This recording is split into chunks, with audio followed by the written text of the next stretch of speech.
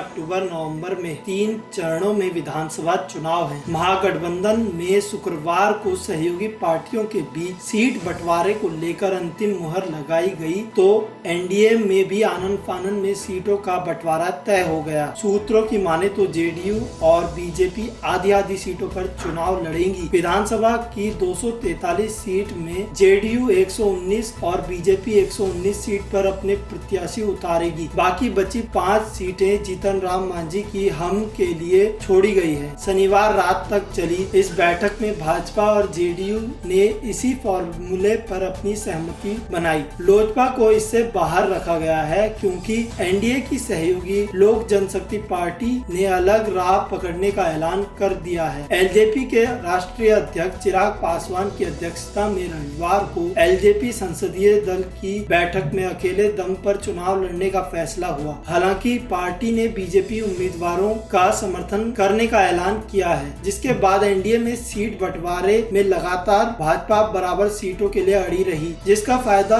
ये हुआ कि भाजपा को भी उतनी ही सीटों पर चुनाव लड़ना है जितनी सीटों पर जेडीयू लड़ेगी। इससे पहले बंटवारे को लेकर जेडीयू भाजपा से करीब 15 से 20 सीट ज्यादा चुनाव लड़ना चाहती थी, लेकिन भाजपा नेता सीटों का बंटवारा बराबर करने पर अड़े रहे। इसी वजह से मुद्दा लंबा खिंच गया। अंत में ये फॉर्मूला तय हुआ। मैराथन मीटिंग के बाद भाजपा नेता देवेंद्र फडणवीस और भूपेंद्र यादव दिल्ली के लिए रवाना हो गए। शनिवार को पटना के रुपसपुर के एक अपार्टमेंट में जेडीयू और भाजपा के नेताओं के बीच करीब 5 घंटे तक मीटिंग चली। इस बैठक में भाजपा की तरफ से देवेंद्र फडणवीस, भूपेंद्र यादव और संजय जायसवाल थे। वहीं जेडीयू की तरफ से लल्लन सिंह, आरसीपी सिंह और विजेंद्र यादव थे। दोनों तरफ से एक सीट पर चर्चा हुई। उसके बाद आधी सीट पर दोनों दलों में सहमति बन गई। इस बंटवारे में लोजपा को बिल्कुल अलग रखा गया। लोजपा के राष्ट्रीय अध्यक्ष चिराग पासवान के अलग रुख के कारण जेडीयू लोजपा को लेकर सहमत नहीं थी। बात यहाँ भी अटकी थी कि ऐसे में भाजपा ने अपनी आधी सीटों का फॉर्मूला सेट किया और जेडीयू के सामने ये प्रस्ताव रखा गया कि